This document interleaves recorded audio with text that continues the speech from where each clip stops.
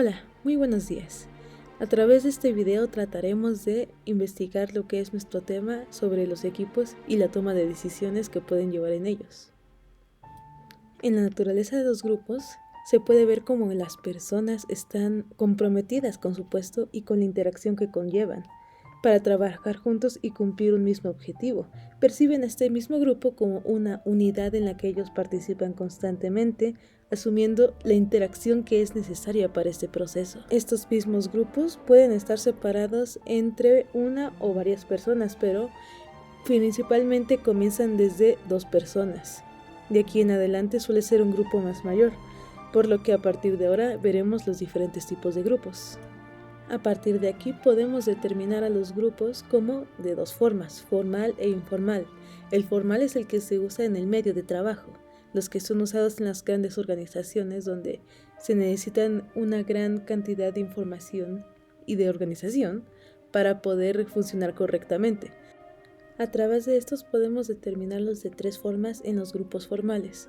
En estas mismas organizaciones empezamos a ver el grupo de mando, que es donde están principales líderes o principales personas de autoridad que lideran a otros trabajadores que están por debajo de ellos.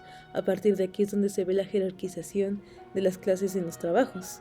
Al mismo tiempo podemos entender como los grupos de tarea, que son las áreas de trabajo como podemos entender. Posteriormente se encuentran los grupos temporales de plazo definido, que su nombre lo explica muy bien. Son grupos que se hacen para un determinado tiempo, en el que cuando termina este mismo, se disuelven por completo o se termina reformando otros grupos, pues son específicamente hechos para situaciones que les pueden resultar adversas o difíciles de controlar. Continuamos con los grupos informales que, como podemos entender, no están hechos completamente para las organizaciones. En cambio, están fomentados para un grupo de personas que no siempre suelen conocerse entre sí. Sin embargo, podemos entenderlo de esta forma. En el primer ejemplo podemos entender como los grupos primarios como el primer círculo, el núcleo de la persona, que se podría entender como, aquí podemos observar, la familia. Posteriormente podemos tener los grupos de interés, que puede entenderse como estar en la escuela o en cualquier lugar social, y que encontramos personas que les guste la misma serie, el mismo programa, el mismo deporte que a nosotros mismos. Por eso son de esta manera. Los grupos de amistad, que es como podemos entender un determinado grupo de personas que nosotros conocemos para poder compartir tiempo juntos, como tal cual amigos y amistades cercanas o no tan cercanas. Posteriormente se encuentran los grupos de coalición. Estos, aunque no los describa su nombre, se pueden entender como los grupos que se forman de personas que no se conocen para enfrentarse a algo. Podemos verlos en situaciones donde nos resultan adversas y al mismo tiempo tenemos que actuar en grupo para poder solucionar el problema que se nos presenta. Como todo proceso, esos también grupos tienen unas etapas de desarrollo o fases de desarrollo, donde las mismas personas van comenzando a formar su grupo. Justo como le indica, en la etapa de formación es donde las personas empiezan a juntarse con un propósito. Más que en la etapa de tormenta es donde ocurre el conflicto del grupo, donde los miembros o algunos miembros se resisten al control o se resisten a juntarse de esa manera. En la etapa de normalización se presenta cuando surge una identidad del grupo, cuando se empieza a denotar qué es lo que diferencia a este grupo de cualquier otro grupo. En la del desempeño podemos determinar que es una etapa donde se determina una estabilidad y funcionalidad muy clara. En esta misma podemos determinar que ahí empieza a formarse una estabilidad en general, una base sólida. En la etapa de interrupción es donde los grupos de temporalidad o de tiempos muy cortos empiezan a disolverse y quedan los que se necesitan de una forma más permanente. El grupo puede dejar de existir por completo o existir en pequeñas partes a lo que solía ser anteriormente. A partir de aquí podemos determinar mejor lo que es la estructura del grupo, que es básicamente también cómo puede estar jerarquizado. Empezamos desde el liderazgo, que es lo que nos puede ayudar a tener una mejor guía en la dirección del grupo, lo que nos puede decir como un mejor coordinador respecto a lo que tenemos que hacer.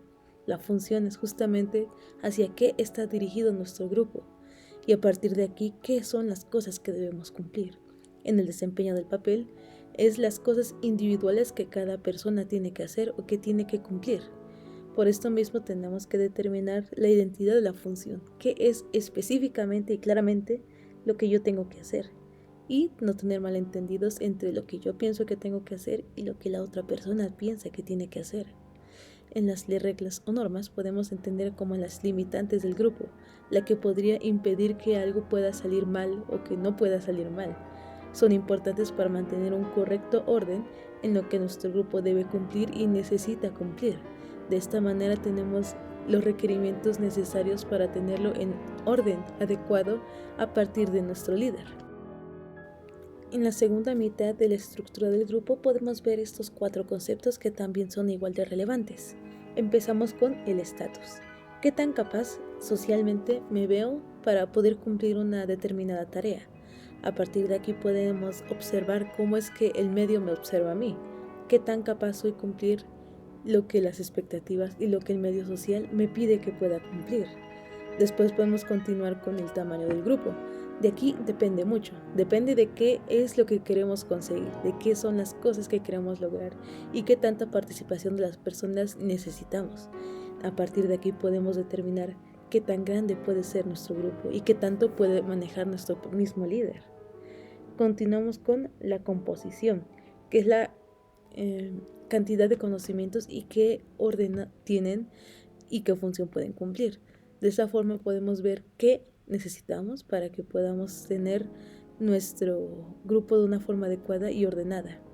A partir de aquí podemos determinar un mejor orden en cuanto a las habilidades y en qué área tienen que estar distribuidas. Después, la cohesión, que es básicamente la atracción de los miembros entre sí, o sea, su motivación por permanecer en el mismo grupo, su interés por permanecer en ese mismo lugar con las mismas personas y qué tan cómodos se puedan sentir en este lugar, porque aquí influye mucho la productividad y la persona a través de este medio. Denotando unos factores extra que son igualmente importantes de recordar, tenemos que tener en cuenta que las reglas son importantes para mantener el orden, pero también hay que determinar las capacidades de nuestros mismos trabajadores o de nuestros mismos compañeros de equipo y de grupo. A partir de aquí podemos determinar cuáles son las habilidades que deben fomentarse y cuáles son las habilidades que deben renovarse. Aquí se puede hacer un proceso de volver a capacitar a nuestras personas para cumplir nuestro propósito o de ser capaces de actualizar la información y las habilidades que se tienen que hacer mediante un proceso diferente. Asimismo, como poder evaluar el desempeño actual del grupo, qué tanto me puedo yo desenvolver en este mismo grupo de forma cómoda, en cómo ha sido en relación ahora y cómo fue antes, qué puedo mejorar para que siga participando y que siga siendo una persona que tenga grandes habilidades y grandes, capacidades en el grupo, gran utilidad en el grupo. A partir de aquí podemos determinar lo mejor y qué tan capaz soy yo de convivir con mi propio grupo. A partir de aquí podemos determinar lo mejor y saber cómo resolverlo si es que hay algún problema en específico. Anteriormente entendíamos a los grupos como un conjunto de personas, pero a partir de ese momento entenderemos ahora un equipo como si fuera tal cual un equipo de trabajo, más explicado. A partir de aquí entendemos qué son los tipos de equipos, cuáles son las diferencias. En los equipos funcionales cruzados, que ya se pueden entender como parte de una organización, es que durante el trabajo las personas mantienen un equilibrio muy grande entre lo que es el grupo y lo que necesita, junto con lo que necesita y lo que es la organización. Asimismo, podemos entender los equipos virtuales. Lo vimos mucho durante la pandemia, todos lo vivimos. Hacer un equipo con personas con las que no solemos hablar tanto, pero tratamos de mantener nuestra información siempre al mismo tiempo, que esté muy correlacionada y que esté muy en vivo. Se dice de otra manera, pero se puede entender así. Luego podemos entender a los grupos o equipos autodirigidos. De esta forma entendemos a los que están, solo les ponen un grupo y un conjunto de personas con ciertas habilidades y de aquí ya ellos mismos deciden cómo llevar su proyecto para cumplir su objetivo. Y suelen ser muy útiles y actualmente son muy utilizados. Sin embargo, también puede carecer de cierta